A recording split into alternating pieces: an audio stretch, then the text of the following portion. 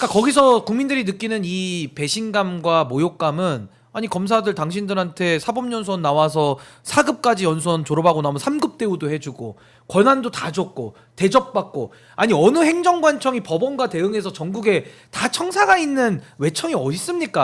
맞습니다. 그 큰 방 주고 그 젊은 나이 때부터 그렇게 대접 다 해줬는데 당신들이 보여준 정의감은 그거 한 곳장 하나 내서 나라를 구할 박정훈 대령 같은 분이 한 분도 없었다라는 게 저는 마치 그 성경에 나오는 그 소돔과 고모라처럼 의인 10명이 없어가지고 이게 좀 망하는 격 아니냐. 맞습니다. 뼈 아프지만 그게 좀 진실인 것 같습니다. 그 시기에 입 다물고 있었던 그게 책임을- 마지막이었던 것 같아요. 예, 그 공동적으로 함께 지는 것이죠. 예. 단 한 명의 검사도 없었다. 예. 그 부분은 좀 뼈 아프지만 뭐 어쨌든 이제 앞으로 제도적으로 이제 정리를 해 나가면 될 것 같습니다. 아니 제가 또 의원님 오시니까 편하게 또 검찰 얘기 제가 평소에 예. 궁금했던 것도 좀 여쭤보느라고 앞에 얘기가 조금은 길었는데 좀 강론으로 한번 들어가 보겠습니다. 지금 이게 궁금한데요.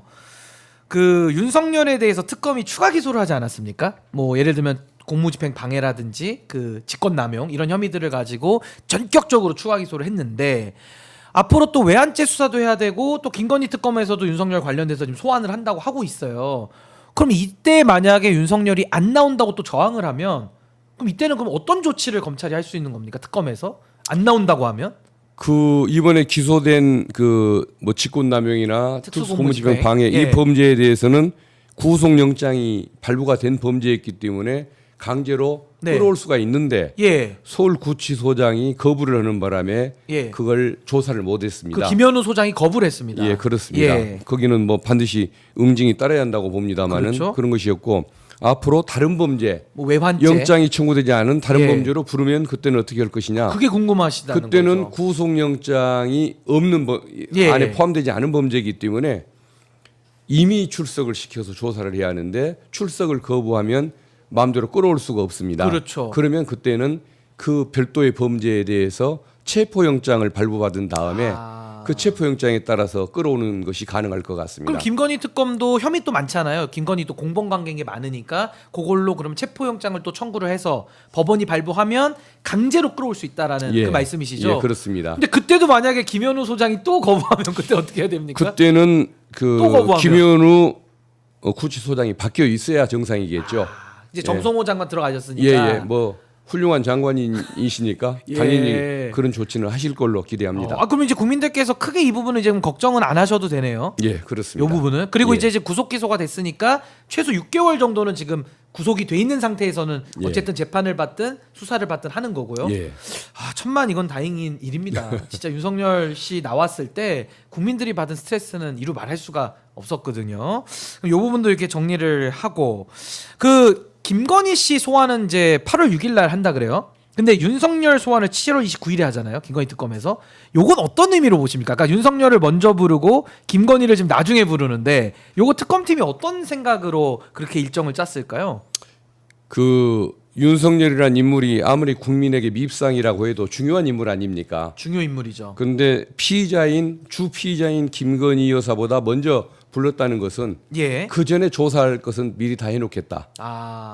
혐의가 입증이 앞으로도 계속 조사는 되겠지만 그렇죠. 이런 혐의가 입증돼 있는 예. 일부 범죄에 대해서는 준비할 건 미리 다 준비를 해놓고 예. 김건희를 여사를 마지막에 부르겠다는 것은 그 뭐 구속 절차만 남겨놓고 있다라는 것을 뜻하지 않을까 싶습니다. 그러면은 의원님 말씀대로 하자면 김건희 씨 8월 6일에 소환을 뭐 어찌됐든 한다고 치고 하면 신병 확보도 검찰이 그러면 곧 들어간다고 보시는 겁니까? 어떻게 그렇습니다. 보세요? 하루 조사를 받는 과정에서 그 추가 조사할 부분이 남아 있으면 하루 이틀 사흘씩 가는 수도 있겠고 예. 첫날 조사를 받는데 모든 것을 묵비권을 행사하면서 조사에 협조할 태도를 취하지 않으면 더 이상 조사 없이 의미가 바로 없다. 구속영장을 청구할 가능성은 있다고 봐야 할 것 같습니다. 그러니까 뭐 긴급 체포를 하거나 뭐 이렇게까지 무리는 안 하고 그냥 돌려보냈다가 윤석열 씨 때처럼 구속영장을 청구를 해서 이제 영장 실질 심사로 이렇게 오게끔 만드는. 김용대 그 토론 사령관을 예. 긴급 체포했던 이유가 원래는 스스로 나온 사람을 긴급 체포하는 법은 없는데 예. 그럼에도 불구하고 그렇게 했던 이유가 그 뭐 신상에 상당히 위험한 징후가 발견됐기 뭐 때문에 유서도 써놨다 뭐 이런 예. 얘기들이 있었어요. 그런 상황을 예. 막기 위해서 긴급 체포를 했습니다마는 김건희 여사의 경우에도 그런 문제가 있으면 긴급 체포가 불가능한 건 아니겠지만 그런 문제가 없는 한 사전 구속영장으로 간다고 봐야 할 것입니다. 그러니까 특별한 사정이 없으면 원론대로 구속영장으로 간다. 이렇게 좀 정리를 하고요. 아니 의원님께서 지금 김용대 드론작전사령관 얘기를 하셨으니까 아니 이게 그 영장이 안 나오는 거예요. 그러니까 김용대 드론작전사령관도 구속영장이 지금 발부가 안 됐고, 그러니까 기각이 됐고, 또 이제 다른 특검입니다만은 최혜병 특검에서도 김계환 사령관, 해병대 사령관이죠. 모해 위증으로 이제 구속영장을 넣었는데 이것도 같은 영장 전담 판사에 의해서 기각이 됐어요. 이 두 가지 사례는 좀 어떻게 평가를 하십니까? 동의하기 어렵죠. 국민들의 생각과 저 네. 생각이 똑같은 부분일 것이고, 네. 뭐 그 동의하기 어려울 것입니다. 근데 왜 이렇게 했는데 그 발부를 안 해주는 법원의 태도가 걱정이 되는 게 앞으로도 이제 수사에 이게 많은 그 제한을 가져올 수 있지 않는 이 걱정이거든요. 그거 어떻게 돌파해야 됩니까, 특검이? 잘못을 다 인정하기 때문에 그런 것일 수도 있고, 예. 또 죄는 인정되더라도 도망 및 증거 인멸의 우려가 없어서 원칙에 충실하게 한다라고 할 수가 있는데, 예. 근데 어떤 그 법관들의 그 권한 행사가 국민의 상식하고 동떨어지다 보면 국민들에게 불안감을 주고 그렇죠. 또 불신을 사다 보면 본인들도 개혁을 당하는 문제가 생기지 않겠습니까? 예. 국민의 어떤 뜻에 기초적인 상식에는 맞는 그런 조치를 해야 할 것 같은데 그 두 사람에 대해서 영장이 기각된 것은 저는 법조계 답답하게- 관행으로 보더라도 이해하기 예. 어렵습니다. 우리가 예. 그 살인범죄 네. 자수를 하고 잘못을 했다고 해도 구속을 하는 이유가 뭡니까? 그것은 자수를 했으니까 도망갈 염려도 없고 다 증거인멸도 자백을 없지만. 했으니까 증거인멸 우려도 없는데도 구속을 하는 이유는 높은 처단형이 예상되기 그 때문에 중대성이죠. 범죄 중대성이죠. 그렇죠. 그러면은 예. 높은 형이 선고된다고 보고 사안이 중할 때에는 언제든지 도망할 수 있고 그렇죠. 언제든지 다시 증거인멸 시도가 있을 수 있다는 가정을 해서 그 가능성이 높다는 이유로 구속을 하는 겁니다.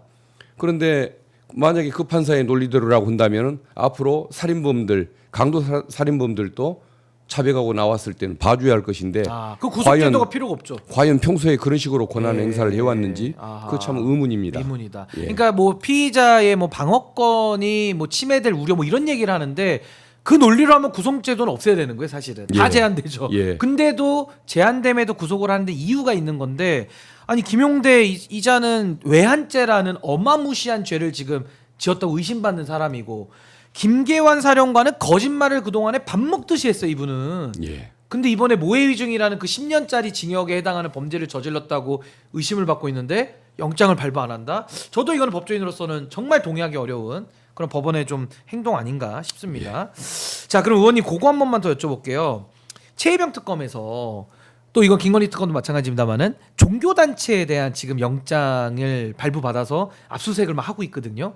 예를 들면 김건희 특검은 통일교, 그리고 이제 최혜병 특검은 극동방송 그 김장환 목사 내지는 여의도 순복음교회의 이영훈 목사 뭐 이쪽으로 지금 구명로비 수사를 하고 있는 것 같아요.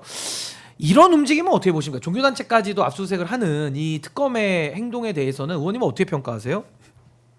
엄정하게 수사를 그야말로 하고 있는 것 같습니다. 이 쉬운 일은 아니잖아요. 평소에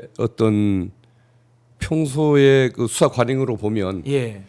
국회의원을 압수수색하는 거, 국회 출입해서 뭐 어떤 수사를 벌이는 것보다도 더 조심스러운 것이 어떻게 보면 종교계라고 할 수가 있는 것인데 예. 저런 모습을 보면은 정말 의지가 넘치는구나라는 생각은 듭니다. 예. 그래도 어쨌든 그 종교 그 종교에 소속돼 있는 그 어떤 국민들의 입장이나 이런 걸 생각한다고 한다면 예. 조금 아무튼 존중을 해가면서 하고 있다라는 느낌이 국민들에게 전달이 되도록 예. 함께 노력해주면 더 좋을 것 같습니다. 할 건 해야겠죠, 당연히. 예. 할 일은 해야 된다. 당연히 하되 예. 어떤 국민들이 수사 의지만 내세운 채 너무 어떤 무례하게 하는 건 아니냐, 너무 과격하게 하는 건 아니냐라는 예. 느낌이 들지 않도록 사정을 잘 설명해 가면서 국민들의 공감을 얻어가면서 하면은 더 완벽하고 좋지 않을까 예. 그 생각이 그러니까 듭니다. 수사의 기본 아니겠습니까? 어쨌든 예. 필요한 건 당연히 해야 되는 거고 또 과잉해서 할 필요는 없는 거죠. 그 부분은 또 절제하는 예, 예. 이제 이런 부분들을 좀 강조해 주신 거고. 근데 저는 사실 특검의 이런 행보들을 보면서 아 수사 의지는 정말 있구나. 맞습니다. 이런 부분들은 아마 국민들께서 예. 또 인정을 그 점은 든든하게들 생각하실 것 같습니다. 그러니까요. 예, 든든하게 좀 보실 것 같습니다. 자, 이 정도로 저희가 좀 최근에 이런 수사 상황들 쭉 한번 정리를 좀 해봤고요. 그 남은 시간은 좀 제도적인 개혁 얘기를 좀 한번 해봐야 될 것 같은데 지금 검찰 개혁의 골자는요. 물론 이제 사법 개혁은 저희가 잠시 후에 하겠습니다만은 결국에는 검찰의 수사 기소권을 분리하겠다. 요게 이제 가장 큰 골자인 것 같고요. 그리고 중대범죄수사청을 만들어서 요걸 이제 어느 부처 밑에 놓느냐. 요것도 좀 하나의 관건인 것 같고. 그 다음에 국가수사위원회, 그 이제 처음 만드는 기관이라 뭐 명칭은 가칭입니다만은 수사권을 조율하는 기관을 하나 또 놓겠다. 예. 그러면 검찰청은 폐지한다. 요 골자 아닙니까? 맞습니다. 그럼 거기에 대해서 지금 국민들이 제기하고 있는 여러 가지 이런 검찰 개혁에 대한 희망, 그거 잘 이뤄낼 수 있는 안으로 지금 의원님 평가를 하시나요? 어떻게 보십니까? 예, 그렇습니다. 지금까지 사실 원래 검찰 제도라는 것은 프랑스 혁명 이후에 예. 어떤 국민들의 인권을 보호하기 위한 수단으로 만들어낸 매우 문화적이고 선진적인 제도라고 봐야 합니다. 예. 그럼에도 불구하고 한국 검찰이 이런 운명을 맞이한 것은 인권을 보호하라고 만들어놨더니 직접 수사를 담당하면서 예.